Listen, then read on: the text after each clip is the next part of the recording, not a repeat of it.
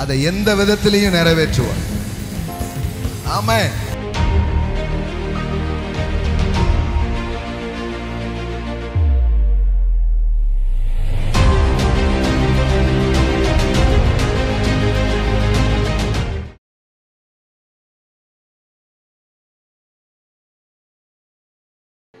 பொறாமைன்றது சாதாரணமானதே கிடையாது. சொந்த சகோதரனை பகைக்கிறதோடு மட்டுமல்ல, அவனை தூக்கி எங்க போட்டாங்க? கொல்லுகிற அளவுக்கு போயிட்டாங்க. சகோதரர்களுக்குள்ளே பகைமை வந்த உடனே தன் சொந்த சகோதரன் என்ன பண்றாங்க? நைஸா கூட்டிட்டு போய் குழியில தள்ளி அவர்களை அவன் என்ன பண்றாங்க? கொல்ல பார்த்தார்கள். ஒன்றும் இல்லை, நான் நல்ல வீடு கட்ட போறேன், நான் வந்து கார் வாங்க போறேன், நான் வந்து 100 கோடியில் சர்ச்சு கட்ட போகிறேன், ஏதோ தன் ட்ரீமை வந்து சொல்லியிருக்கிறான். யாரு? யோசேப்பு. இவனுக்கு அடுத்தாலும் இன்னும் கடுப்பாயிட்டான். ஏற்கனவே கொஞ்சம் கடுப்பாக இருக்கான். இவன் சட்டைக்கிட்டெல்லாம் கொஞ்சம் நல்லா போடுறான்.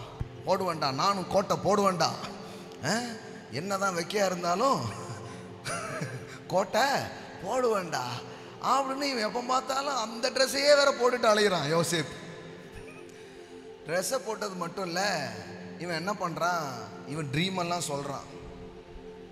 ஒரு நாள் இப்படி தான் அறுத்துக்கிட்டு இருந்தோம், என் கெட்டு மட்டும் என்ன பண்ணிச்சு? நிமிர்ந்து இருந்ததுன்றான். இருடா உன்னை நிமிக்கிறேன்டா அப்படின்னு அன்றைக்கே பிளானை போட்டாங்க.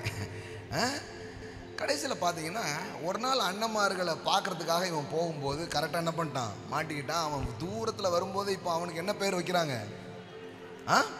சொப்பனக்காரன், ட்ரீமர். இவன் தானே இந்த அம்பானியாவேன், கோடீஸ்வரனாவேன், பெரிய ஆளாவேன் பேசிக்கிட்டே இருப்பான்.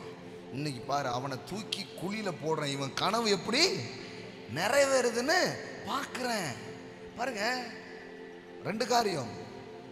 ஒன்று, உங்க மேல மக்கள் பொறாமை கொண்டு உங்களுக்கு தீமை செய்யலாம்.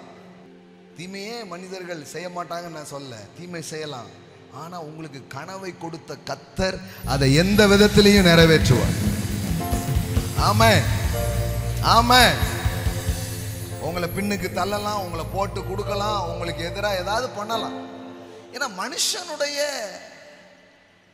கோபமோ பொறாமையோ உங்க வாழ்க்கையை தடுத்து நிறுத்த முடியாது. இப்ப பாருங்களேன், நாம் அவனை கொல்றதுக்கு அவன் என்னடா பண்ணா? இந்த குழிகளில் ஒன்றில் அவனை போட்டு ஒரு துஷ்ட மிருகம் அவனை பட்சித்தது என்று சொல்லுவோம் வாருங்கள், அவனுடைய சொப்பனம் எப்படி முடியும் என்று பார்ப்போம் என்றார்கள். யோசித்து பாருங்களேன், சொந்த சகோதரன் கொஞ்சம் நல்லா நான் அதை பண்ண போறேன், இதை பண்ண போறேன், அப்படி வர போறேன்ட்டான். இன்னும் பண்ணலை. ஏதாவது ஆரம்பிச்சாங்களா? ஆரம்பிக்கவே இல்லை. ஆனால் அதுக்குள்ள இவங்க பிளானை போட்டாங்க. இவன் ட்ரீமை இவன் நம்புறத விட இவங்க ரொம்ப நம்புறாங்க. சத்துரு வந்து நீங்க ஒண்ணுமே பண்ணல, செய்ய போறேன்னு தான் சொல்லியிருப்பீங்க, உடனே 10 பிரச்சனை வந்துடும். சில பேர் அதனாலதான் அமைதியா இருப்பாங்க, தண்டவே வேண்டாம் அப்படின்னு. நான் என்ன சொல்றேன், நீங்க புரிந்து கொள்ளுங்க, வாழ்க்கையின் காரியங்களை புரிந்து கொள்ளுங்க. இப்படிதான் அது நடக்குது. சில பகைமைகள், சில வெறுப்புகள் வருது பாருங்களேன், உள்ள தூக்கி போட்டு அவனை மூடிடுவோன்னு பிளானை போடுறாங்க. என்னதான் மனுஷன் ஒரு பிளானை போட்டாலும் அவர் ஒரு பிளானை போட்டு வச்சிருக்கிறார், அவர் ஒரு திட்டத்தை போட்டு வச்சிருக்கிறார், அவர் ஒரு யோசனையை போட்டு வச்சிருக்கிறார். ஆமென். எல்லாம் சொல்லுங்க, கர்த்தர் செய்ய நினைத்தது தடைபடாது. ஆமென். இந்த தரிசனத்தை தந்தவர், அந்த கனவை தந்தவர், அந்த வேலையை தந்தவர், அந்த ஊழியத்தை தந்தவர், எத்தனை பேர் வந்து என்ன பண்ணாலும் உங்களை கொண்டு செய்ய நினைத்ததை அவர் செய்து முடிப்பார். ஆமென்.